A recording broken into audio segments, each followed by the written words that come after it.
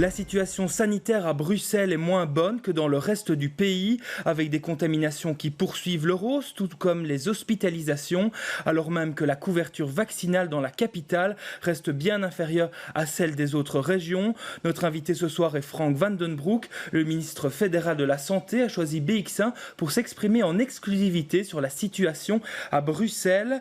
Alors ce soir, Frank van den Broek, la situation sanitaire bruxelloise, elle est encore sous contrôle ? Mais c'est une vraie course entre d'un côté le virus et de l'autre côté la vaccination qui est la seule vraie solution. C'est une course qu'on peut gagner, mais à Bruxelles, on risque de perdre cette course et donc il faut agir maintenant en urgence et à la fois ralentir la circulation du virus et accélérer la vaccination. À vrai dire, il y a aussi du pain sur la planche à d'autres endroits. À Anvers, il y a aussi un grand défi. À Liège, un grand défi. Mais à Bruxelles, on risque vraiment de perdre cette course et donc il faut agir. Vous parlez justement d'agir. Très concrètement, qu'est-ce qu'on doit faire aujourd'hui pour changer la donne à Bruxelles ? En ce qui concerne la vaccination, le gouvernement bruxellois fait des efforts énormes. Et je dois dire que je dois saluer l'effort et la créativité de M. Maron, le ministre de la Santé et ses équipes. Et donc, je vais faire un vrai appel aux acteurs de société, à l'enseignement, les écoles, les établissements d'enseignement supérieur pour venir à l'aide du gouvernement bruxellois et de ses équipes. Les écoles, l'ONE et du côté flamand, le CLB, ils peuvent vraiment jouer un rôle crucial en offrant les vaccins. Évidemment, ça reste un choix volontaire, mais en offrant les vaccins aux jeunes. Allez, quand on compare la Wallonie et Bruxelles, en Wallonie, plus que la moitié des jeunes ont déjà reçu une première dose du vaccin qui leur protège. À Bruxelles, un cinquième. Et donc, les écoles doivent venir à l'aide de M. Maron, du ministre de la Santé et de ses équipes. Même chose pour les entreprises. Les entreprises publiques et privées bruxelloises peuvent commencer maintenant à vacciner leur personnel, sur base volontaire, bien sûr. Mais sur les lieux du travail, on peut lancer des initiatives pour protéger les gens. C'est absolument nécessaire. Et pour le reste, je crois qu'il faut développer une politique de proximité dans les quartiers. Et donc, les bourgmestres, là, ont aussi un rôle à jouer. Alors justement, vous parlez des bourgmestres. Aujourd'hui, le Conseil régional de sécurité bruxellois s'est réuni et propose un contrôle plus poussé des quarantaines. Est-ce que c'est une piste envisageable ? Il demande des quarantaines plus efficaces, en tout cas un contrôle des quarantaines plus efficaces ? Ils ont raison. Je crois qu'un des grands problèmes, c'est l'importation du virus par des voyageurs. Évidemment, ça se passe en Flandre, ça se passe à Bruxelles, mais si la vaccination est insuffisante, le risque est double. Et donc, il faut renforcer le suivi des voyageurs en renforçant et aussi en contrôlant mieux les mesures de quarantaine pour ceux qui ont été peut-être contaminés et le testing. Et donc, en ce qui concerne le testing, je crois qu'il faut faire un test pour ceux qui ont couru un risque, donc ceux, par exemple, qui reviennent d'une zone à risque à l'étranger, qui n'ont pas été vaccinés. Il faut tester jour 1 et jour 7. Et il faut organiser la quarantaine et organiser le suivi de la quarantaine. Les bourgmestres ont raison, ils ont d'ailleurs aussi un rôle important à jouer là aussi. Si nécessaire avec des sanctions, il y a une obligation de se faire tester. Évidemment, le gouvernement fédéral a aussi un devoir. Je crois qu'au niveau des contrôles, à Charleroi, à Zaventem, où les avions entrent, là aussi, il faut un renforcement clair. Ceci étant, donc, d'un côté, il faut travailler là-dessus, mais de l'autre côté, je crois qu'il faut aussi dire la vérité, c'est que dans un tel contexte, il est impossible d'organiser des assouplissements des mesures, hélas. Ça, c'est aussi une vérité qu'il faut dire maintenant. Frank van den Broek, vous restez évidemment avec nous. On va continuer à parler vaccination avec celle des jeunes. À Bruxelles, seuls 21% des 12-17 ans ont déjà reçu une première dose, contre 74% en Flandre et 54% en Wallonie. Le CIEP, qui s'occupe d'informer sur les études et les professions, lance donc une campagne d'information virtuelle baptisée « Tu doses pas ». Son objectif, lutter contre les fake news autour du Covid. Pourquoi les métiers féminins essentiels dans la lutte contre le Covid-19 sont-ils sous-valorisés ? La vaccination obligatoire est-elle compatible avec la démocratie ? Comment faire la fête en temps de Covid ? Autant de questions auxquelles tente de répondre la nouvelle campagne « Tu doses pas ?» Et au fait, ça veut dire quoi ? Enfin, oui, je connais l'expression « tu doses pas, c'est t'abuses pas ». À destination des 16-30 ans, le site et le compte Instagram créés par le CIEP ont pour but de répondre à toutes les questions des jeunes sur l'épidémie et ses conséquences. On retrouvera toute une série de données vérifiées en termes de santé publique, mais aussi de réflexions, d'articles sur toutes les inégalités qui sont exacerbées par la crise, par exemple. Est-ce que les jeunes trouvent cela utile ?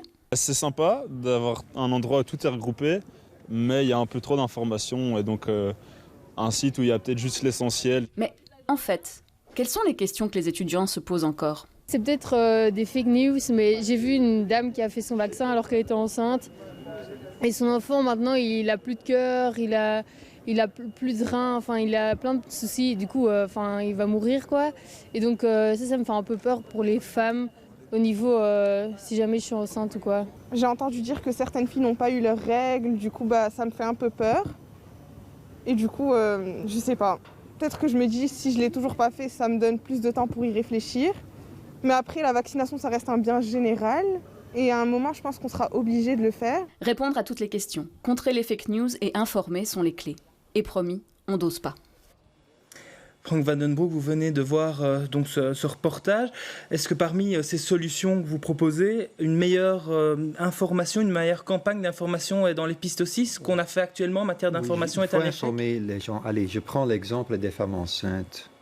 Moi, j'ai vu une femme qui avait été enceinte et a eu un bébé atteint du Covid dans lui en soins intensifs, en coma. C'est dramatique, c'est dramatique.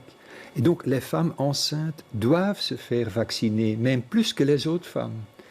Tout le monde doit se faire vacciner. C'est une protection extrêmement efficace contre la maladie. On peut être contaminé si l'on est vacciné, mais on est protégé contre les conséquences sévères de cette maladie, et notamment pour les femmes et les femmes enceintes, c'est ultra important. Donc il doit faire ça de façon prioritaire même.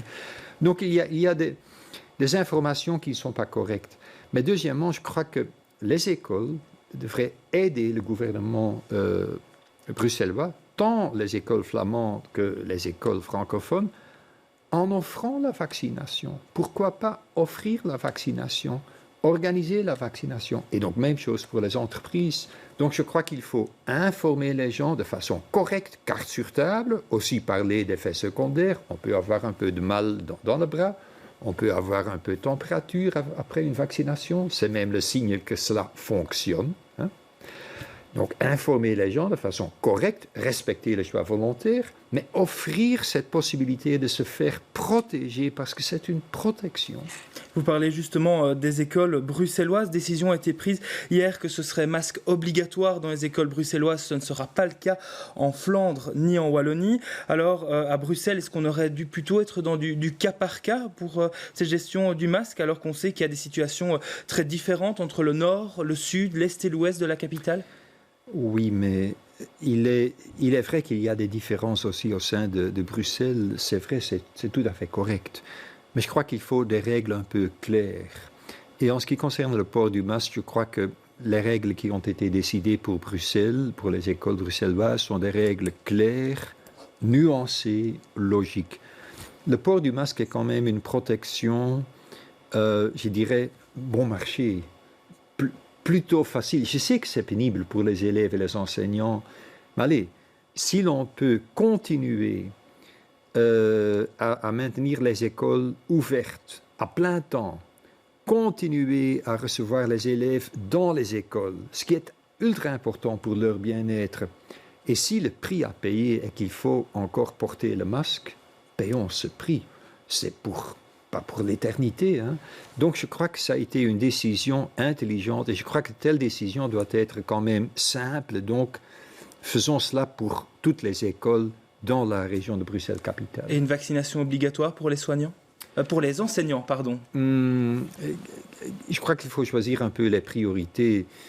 Je crois que ceux qui choisissent un métier dans les soins de santé, donc les soignants, les prestataires de soins, là, il y a une certaine logique de dire, si l'on travaille dans les soins de santé, Il faut se protéger et protéger ces patients qui sont souvent des gens précaires, ceux qui soignent des personnes âgées qui sont vulnérables vis-à-vis de la Covid. Là, je crois que la norme devrait être de se faire vacciner et je crois qu'un jour, il faudra aussi une obligation légale pour tous les prestataires de soins. Et on y travaille, évidemment sur base d'une concertation sociale parce qu'il y a des questions complexes qui se posent et donc nous invitons les employeurs du secteur soins de santé, des maisons de repos et les syndicats de se concerter là-dessus. L'enseignement, c'est une autre question. Je crois qu'actuellement, la priorité dans l'enseignement, c'est de vacciner les élèves, les étudiants et, entre-temps, de continuer avec des mesures qui ne sont pas agréables, mais nécessaires, comme le port du masque. Frank van den Broek, très rapidement, en une ou deux phrases, qu'est-ce que vous dites aux Bruxellois ce soir qui vous écoutent ? La course entre le virus et le vaccin, on peut la gagner, mais alors il faut agir maintenant, d'urgence, avec toute la société.